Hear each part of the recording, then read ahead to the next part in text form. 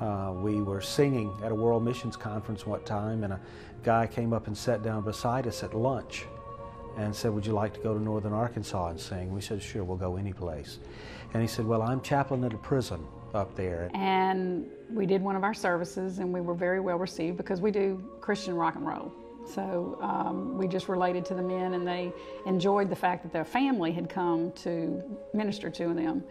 And when we came back to Louisiana, we said, you know, this was great to do outside our state, but we need to figure out what we can do to give back to our states. As we tell people all the time, we went the first time for them, we went every time after that for us. So we started checking around and got involved with a number of other ministries to start doing faith-based programs in prisons here in Louisiana.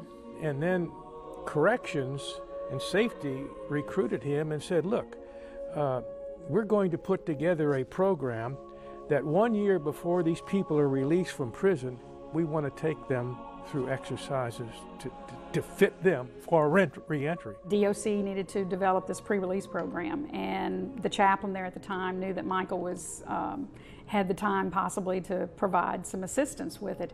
And because Michael's background is in mortgage banking, he immediately said, well, let me do the money management. So we started putting together curriculum, not, just from scratch, to be able to help with that part of the program.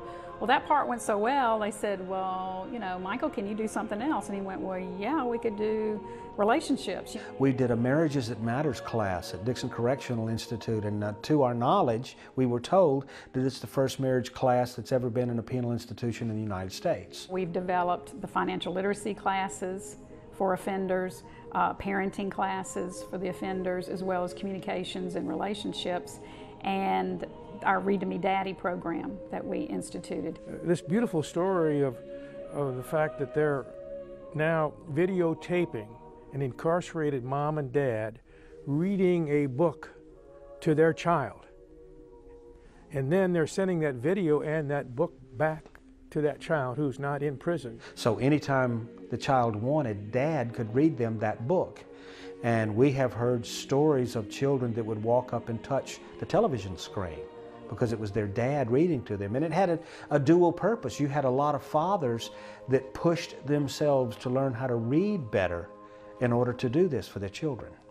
When you measure the results, to reduce recidivism rate by 15%, that's something pretty significant. This is the thing that we found to do together as a family. Whatever you can find to do as a family, do it. Find a niche and fill it. And you'll either become passionate about it or you'll move on to something else. But why prisoners? Why not?